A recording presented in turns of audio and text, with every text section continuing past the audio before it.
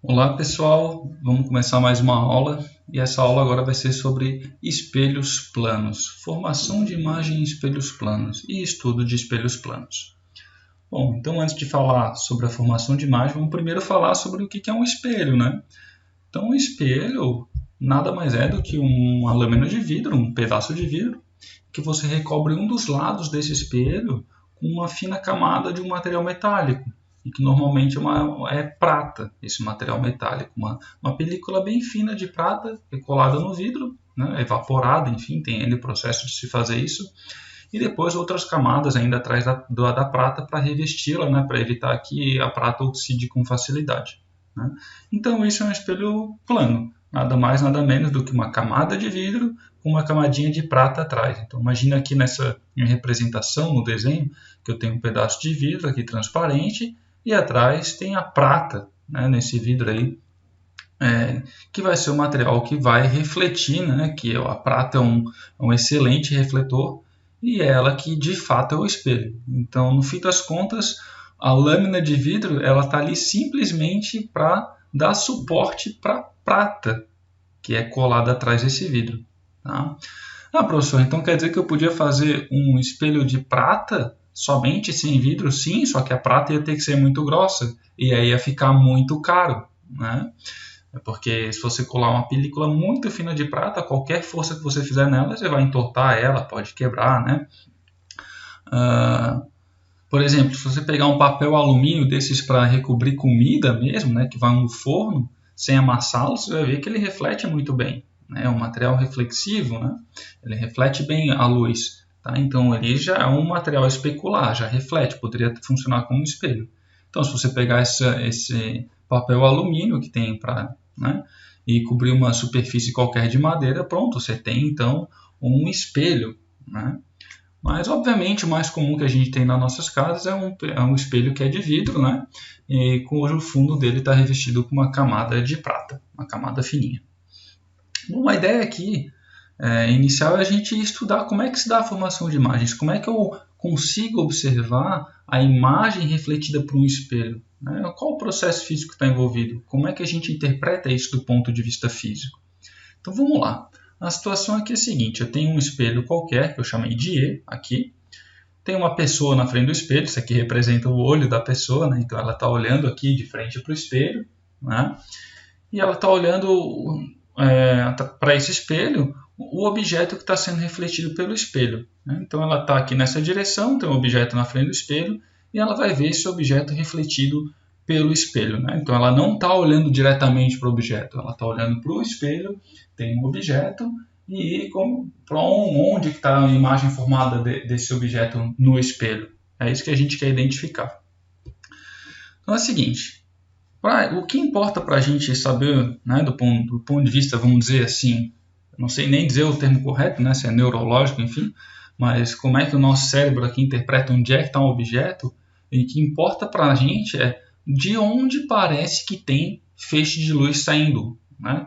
Por exemplo, se esse objeto aqui é um ponto e ele está sendo iluminado, ele está jogando luz aí para tudo que é lado. Não é à toa que se eu tivesse um monte de gente ao redor aqui de mim, todo mundo ia estar enxergando esse pontinho aqui que eu representei no slide. Ou seja, é jogado luz para tudo que é lado. Sai luz dele, ele reflete luz para tudo que é lado. Né? Imagina que isso aqui fosse um ponto que eu estivesse segurando no meio de uma sala, né? Tem luz batendo nele, ele reflete luz para tudo que é lado e todo mundo enxerga esse objeto. Tá? Então, o que importa é de onde parece que está saindo luz. E a luz sempre parece estar saindo de um ponto, né? Então, eu preciso identificar de onde está saindo esse feixe de luz. Se tem alguma região no espaço de onde está parecendo que está saindo um feixe de luz, é lá que tem a formação de uma imagem. Tá? Isso que tem que ficar bem claro para a gente. É assim que a gente interpreta, que o nosso cérebro interpreta. Bom, isso quer dizer que dá para enganar ele, né? Dá para colocar dá para dizer para ele que tem uma imagem lá, mas não tem objeto, por exemplo. Então vamos ver isso. Né? Então eu vou pegar alguns feixes de luz que estão sendo refletidos para esse objeto. Alguns desses feixes de luz vão bater no espelho, por exemplo, e não vai em direção à pessoa. Né? Pode vir, por exemplo, um feixe de luz sair dele e vir para cá e refletir para lá. Né? Daí não vai para o olho da pessoa, então ela não vai, né? Não estou interessado nesse feixe de luz, eu estou interessado somente no feixe de luz que vão para o olho da pessoa. Bom, Então vamos lá, vamos analisar. Primeira coisa, antes de ainda representar o feixe de luz, é bem comum a gente observar um objeto na frente do espelho, como nessa situação, e parece que a imagem está lá atrás do espelho, né? E de fato, a imagem está exatamente atrás do espelho, e tem um experimento bem simples que eu vou mostrar para vocês num vídeo aí, de um experimento com espelho plano, mostrar mais para frente, em que de fato é possível medir e mostrar que a distância do objeto até o espelho é exatamente a mesma distância que a imagem se forma atrás do espelho. Então, olha a minha fala, já estou dizendo que a imagem se forma atrás do espelho, no espelho plano. Você vai dizer, pô, professor, isso é óbvio, né? Eu nunca vejo a imagem na frente. Sim, para o espelho plano parece meio óbvio. Vocês estão acostumados no cotidiano, né, a se enxergar num espelho plano. Tá? Mas quando a gente estudar espelhos esféricos, essa condição vai mudar um pouquinho. Bom, o que eu vou fazer agora é pegar, como eu falei, esse objeto ele reflete luz para tudo que é lado, vou pegar alguns feixes de luz que vão em direção aos olhos dessa pessoa. Então, o primeiro feixe de luz está aqui, vai bater no espelho. Né? Quando esse feixe de luz ele bate no espelho, ele bate com um certo ângulo de incidência aqui em relação à reta normal, isso aqui é o ângulo de incidência, e sempre reflete com o mesmo ângulo. Essa é uma das leis de reflexão, né, que a gente estudou lá em ondas. Tá? Então, quem não lembra aí, um feixe de luz, uma onda, quando bate no obstáculo, ela reflete e vai refletir sempre com o mesmo ângulo. Tá? Então, incide com o ângulo de incidência, reflete com o mesmo ângulo. Então, o ângulo de incidência é sempre igual ao ângulo de reflexão. Só cuidado aqui, galera, quando agora a gente vai trabalhar com ótica, esse ângulo de incidência e de reflexão é sempre em relação à reta normal. O que é a reta normal? Essa reta, essa linha imaginária que eu tracei aqui, que é perpendicular à superfície em que o feixe de luz está batendo, está incidindo. Tá? Então, reta normal é a reta que é perpendicular à superfície. E esses ângulos, então, são sempre em relação à reta normal, nunca em relação à superfície. Tá? Bom, então peguei um feixe de luz, vai em direção ao olho da pessoa, mas só com um feixe de luz eu não consigo identificar de onde é que ele saiu, né? Vou pegar um outro feixe de luz que sai desse objeto e ele vai refletir no espelho e também vai para o olho da pessoa. Aí olha só que legal, né? Se eu fizer a projeção desses dois feixes de luz que refletiram no espelho, eu vou perceber que parece que eles saíram lá de trás, ou seja, parece que esses feixes saem de um único ponto. E é isso que importa para a gente, interpretar onde é que tem a posição de uma imagem. A posição de uma imagem é sempre de onde parece que os feixes de luz estão saindo, de onde eles estariam divergindo. Tá? Então, por isso que o nosso olho aqui é enganado. A gente vai olhar para essa direção do espelho, vai enxergar a imagem do objeto aqui, porém, se a gente for com a mão ali atrás do espelho, não tem objeto nenhum. Ou seja, né, não é algo físico, né, concreto que tu toque. Então, a gente vai dizer aqui que essa imagem ela está sendo formada atrás do espelho e não tem objeto. Né? Bom, a gente vai classificar essa imagem formada por espelho aqui num experimento simples que a gente vai ver também, já observando essa discussão que a gente fez. Algumas coisas a gente pode concluir. Tá? Que no espelho plano, o tamanho da imagem formada tem sempre a mesma dimensão do tamanho do objeto. Claro, então se coloca ali na frente do espelho. Se você tem 1,5 m de tamanho, a tua imagem vai ter 1,5 m de tamanho também, igualzinho. Outra coisa é que a distância, como a gente já viu, do objeto até o espelho é exatamente igual à distância da imagem até o espelho. Estou chamando de x de x' aqui. Então, eles estão sempre a mesma distância. Tá? Outra coisa é que a imagem, a gente chama ela que é uma imagem direita, ou em alguns livros aí vocês vão encontrar o termo direta. O que quer dizer isso, direita? É que ela não está de cabeça para baixo, só isso. Tá? Ah, mas é possível a imagem estar de cabeça para baixo? É possível. Tá? No espelho esférico que a gente vai estudar, a imagem pode se formar de cabeça para baixo. Outra coisa é que a imagem formada ela é enantiomorfa. Tem esse nome estranho aí. O que isso quer dizer? Simplesmente que ela é invertida lateralmente. Né? Quando a gente levanta, por exemplo, a mão direita para um espelho, né, ele parece que levanta para você a mão esquerda. Tá? Isso é uma simetria enantiomorfa, se chama. A gente vai dizer também que o objeto aqui, né, ele é um objeto que é real. O que quer dizer que é um objeto real? Aqui na posição onde tem objeto, tem luz de verdade saindo aqui, certo? Então ele é um objeto real. Existe objeto virtual? Existe. A gente não vai tratar isso. Tá? Enquanto que a imagem formada, ó, é uma imagem, não é objeto, não tem objeto aqui atrás. A imagem formada a gente diz que ela é virtual. Por que ela recebe esse nome? Porque no ponto de formação da imagem não tem feixe de luz saindo ali, certo? O que eu representei aqui, essas linhas pontilhadas, é uma projeção de onde parece que esses feixes de luz foram refletidos pelo espelho, parece que eles estão saindo de lá, tá? Então, como parece que eles estão saindo de lá, né, eles divergiriam daquele ponto onde está a imagem, a gente diz que é uma imagem virtual. Então, de novo, não tem luz saindo da posição onde está a imagem, né, mas parece que os feixes de luz saíram desse ponto ali. E é o que importa para o nosso cérebro interpretar. Se parece que saiu de lá, então tem uma imagem lá para o nosso cérebro. É assim que funciona. Tá? Mesma coisa aqui, se eu pegar dois feixes que saem direto do objeto aqui e bater no meu olho, eu vou enxergar para o objeto, opa, tem luz que parece que sai desse ponto, então tem uma imagem posicionada nesse ponto aqui, e se eu for com a mão ali, tem de fato um objeto, né, algo concreto. Tá? Então por isso que é objeto real. Sai luz desse ponto e tem um objeto aqui. Enquanto que na imagem não tem objeto, por isso que é uma imagem, e não sai luz desse ponto, por isso que é virtual. Quando estudar espelho esférico, a gente vai ver que sim, pode ter situações, e várias, em que do ponto onde se forma a imagem, ou na posição em que se forma a imagem, também sai luz. Então, seria uma imagem real. Tá? Outra coisa interessante de se falar aqui é que onde está se formando a imagem, a posição onde está se formando a imagem aqui, não dá para a gente conseguir projetar essa imagem em algum lugar. Imagina que você tem um espelho que não está pendurado na parede, né? Mas está ali no meio da sala, né? De alguma maneira, você está em pé na frente dele, você vai ver a sua imagem, está atrás do espelho, mas você vai atrás do espelho, não tem nada, certo? Ou seja, se eu botar ali, por exemplo, uma tela de cinema bem em cima dessa posição aqui, eu não vou ter uma imagem aparecendo, eu não consegui projetar essa imagem, certo?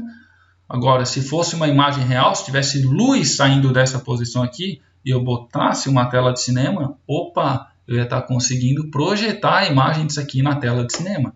É essa a ideia. Tá? Então, isso aqui é uma imagem virtual. E imagem virtual nunca dá para projetar em lugar nenhum. Tá? Só imagens reais. E a gente vai ver isso mais para frente quando estudar espelho esférico. Então, imagem no espelho plano é sempre uma imagem virtual. Ela está sempre a uma mesma distância do espelho, tem sempre o mesmo tamanho, é sempre direita, nunca está invertida, e tem simetria enantiomorfa, né? Ela é invertida lateralmente. Deixa eu mostrar para vocês um vídeo aqui. Então coloquemos aqui de um experimento bem simples, ó, em que a gente tem uma vela e uma lâmina de vidro. Professor, mas não é um espelho? É, mais ou menos. Esse vidro não é 100% transparente. A bancada, não é à toa que dá duas velas exatamente iguais. Deixa o vídeo passar um pouquinho para vocês escutarem e depois eu explico melhor. Em posições simétricas em relação à lâmina de vidro vertical. Então ele colocou uma vela na frente e uma vela atrás, né, em posições simétricas, ou seja, se aqui está 5 centímetros, está 5 centímetros atrás, tem outra vela igualzinha. Ou seja, exatamente uma em frente da outra e igual distância da lâmina. Nós vamos aqui estar acendendo uma das velas.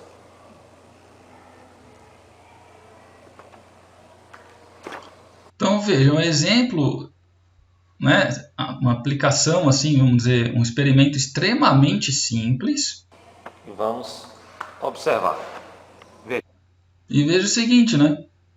A gente tem uma vela acesa na frente do espelho, também é um vidro, né? Mas esse vidro ele reflete um pouco, então ele é um pouco né? Ele reflete luz, então ele é um pouco especular, né? E aí o cara acendeu a vela aqui na frente do vidro e você observa que a vela lá atrás está acesa, entre aspas, né? Óbvio que ela não está acesa, mas a imagem do foguinho que está na frente está aparecendo lá atrás, né? Vamos continuar a ver o vídeo aqui. Então parece que a vela está acesa, né? Está acesa. O que ele quer tratar nisso? que exatamente na mesma distância em que o fogo está do espelho, a imagem apareceu lá atrás. Então estava a 5 centímetros o foguinho aqui do vidro, né? A 5 centímetros atrás do vidro também apareceu a imagem do foguinho. A outra, se olharmos atrás da lâmina de vidro, está apagada. Parece perfeito. Observamos que ambas as velas parecem acesas. Se colocarmos a mão por cima da chama, observe, colocamos a mão em cima. É meio besta isso aí, né? E um pouco óbvio. Mas o que ele quer mostrando nisso, né? É que de fato ali a gente não tem um objeto, é só uma imagem. Da chama, observamos que a mão não se queima. Isso se deve ao fato de que a lâmina de vidro funciona como um espelho plano. Por isso, a chama que se observa é a imagem da chama da vela que está posicionada de frente ao espelho. Aí, no caso, a lâmina de vidro. No entanto, é uma imagem diferente das que observamos nos cinemas, em que se projeta em telas. Observe que, ao colocarmos uma folha de papel,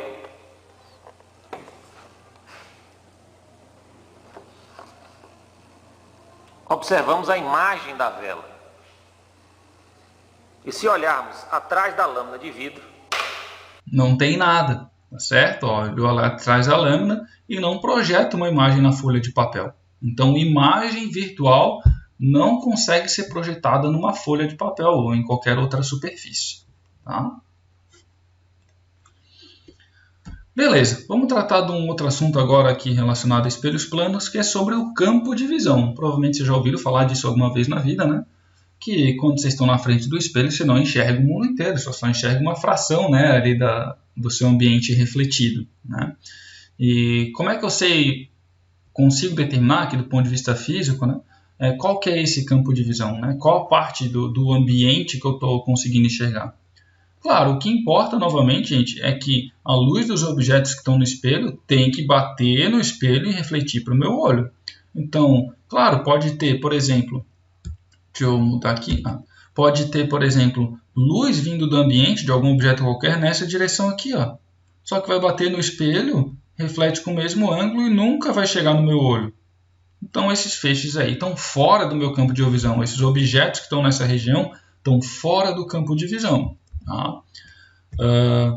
Já um objeto que está dentro de qualquer uma dessa região aqui, se eu pegar um objeto aqui, ó, vai ter um feixe de luz dele que vai bater no espelho, vai refletir com o ângulo perfeito, né, que vai levar lá para o meu olho.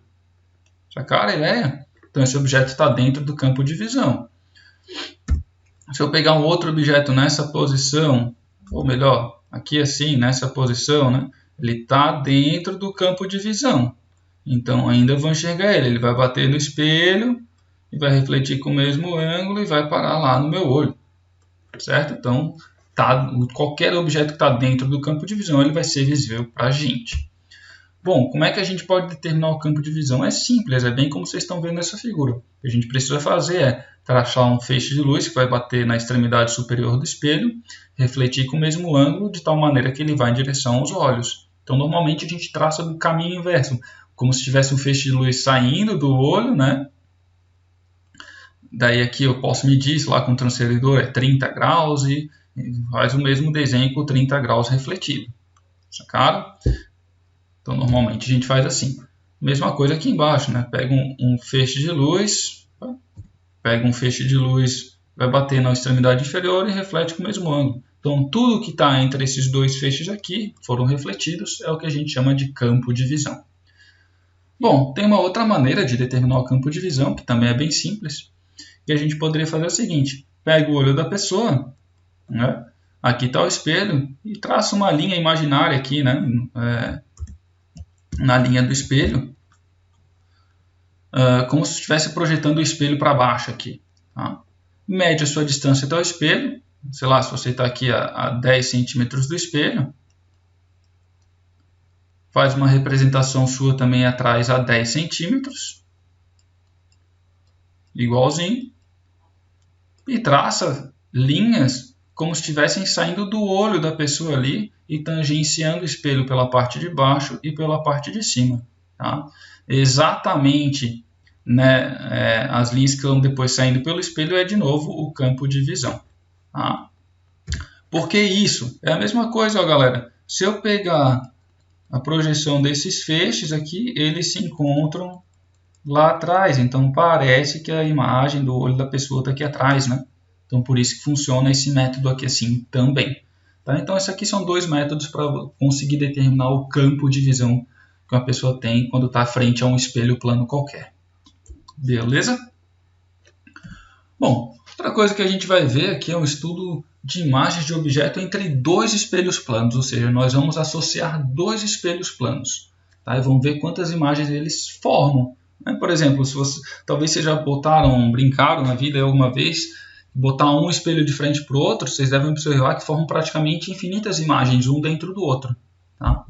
Então, a gente vai abordar aqui essa situação e daí depois eu vou mostrar para vocês uma equação que permite a gente calcular quantas imagens são formadas sempre entre dois espelhos planos em função do ângulo em que eles estão, um em relação ao outro. Tá?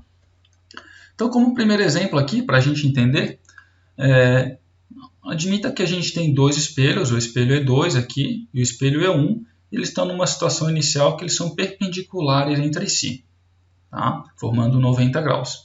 E eu tenho um objeto qualquer aqui na frente, um objeto A. Como a gente já viu para espelhos planos, se esse objeto está a uma distância de 5 centímetros, sei lá, chutando aqui um valor x qualquer em relação ao espelho E1, vai aparecer a imagem dele atrás aqui, também é uma distância x qualquer. Então aqui está a primeira imagem formada. Em relação ao espelho E2, tem uma imagem dele também, né? Se está aqui, sei lá, uma distância y do espelho E2, vai aparecer uma imagem também aqui atrás, certo? Beleza, esses dois aqui, essa imagem A2 e A1 são bem fáceis de identificar, né? A1 em relação ao espelho 1, A2 em relação ao espelho 2, e aqui tem a imagem a linha 1, 2, né? Devido aos dois espelhos. Como assim? Bom, é fácil de a gente entender. O que vai acontecer? Tá? Imagina que eu vou fazer, por exemplo, uma projeção. Agora imagina aqui, ó, que a gente tem o espelho E1, só que o espelho E1, o espelho E2, ele serve como objeto também. Então ele vai aparecer refletido aqui no espelho E1, aqui para baixo, certo? O espelho E1 vai aparecer o espelho E2 vai aparecer refletido dentro do espelho E1 aqui, a imagem do espelho E2, E2 linha aqui, certo? Vamos dizer linha porque é de imagem, tá? Só que tudo que estava aparecendo aqui na imagem do espelho E2 também vai aparecer refletido aqui assim, no espelho E2 linha. Então essa imagem A2 aqui vai aparecer aqui em cima também, vai aparecer uma terceira imagem. Beleza? Esse mesmo pensamento eu podia ter feito o contrário. Assumir que o espelho E1 é um objeto agora e ele aparece refletido no espelho E2, né? E então, como ele já tinha a imagem dele aqui, ou a linha 1, essa imagem também vai aparecer aqui atrás. Beleza? Então, por isso que aparece sempre 3 imagens. Bom, professor, não entendi isso aí muito, ficou muito confuso. Então, vou fazer de uma outra maneira, então, para você enxergar. Vamos lá. Pá, parece que a figura ficou pior, né? Mas não, vamos lá, vamos ver que é fácil, tá? Então, de novo, tem os dois espelhos. O que importa para eu saber onde é que tem a formação de uma imagem é de onde parece que o feixe refletido saiu, de onde parece que ele divergiu.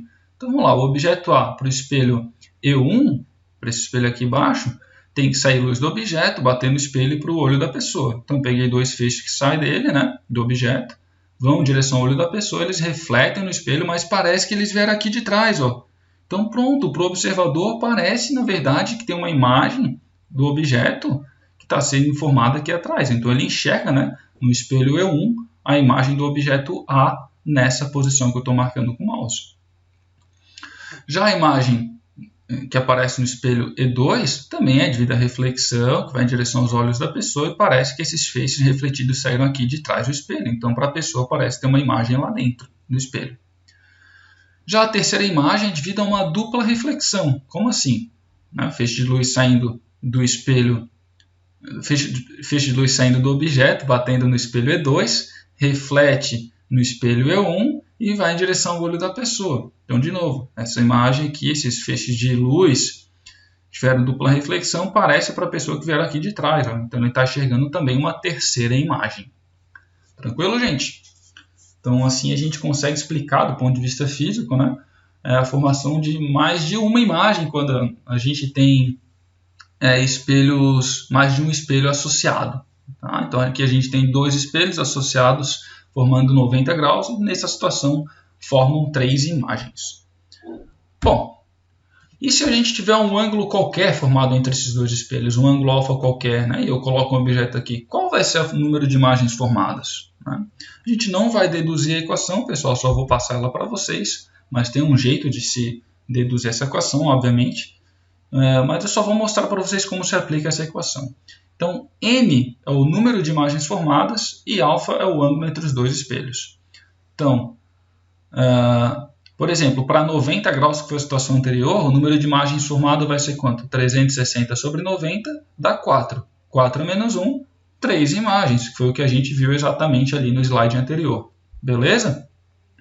Bom, então, quanto menor for esse ângulo aqui, quanto mais fechadinho tiver esses 2 espelhos, então, obviamente, maior vai dar o resultado dessa conta e maior vai ser o número de imagens. Algumas considerações aqui. Mas isso aqui é um softwarezinho, tá? Que eu não vou mostrar para vocês. Eu vou mostrar para vocês ali depois, é um vídeo. Então, algumas observações. Atenção!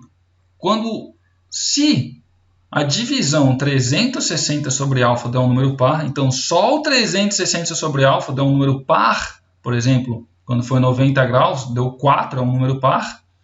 Então a equação ela é válida para o objeto colocado em qualquer posição entre os espelhos. Então não importa se eu coloco o objeto próximo do espelho 2 ou próximo do espelho 1, se o ângulo for de 90 graus, a divisão é um número par, né, vai formar 3 imagens. Beleza? A equação vai ser válida. Tá? Então atenção, esse círculo que eu fiz aqui é só para o 360 sobre alfa, mas se eu quero calcular o n, tem que fazer 360 sobre alfa menos 1. Então, se 360 sobre alfa for um número par, a equação é válida, não importando a posição em que eu coloco o objeto.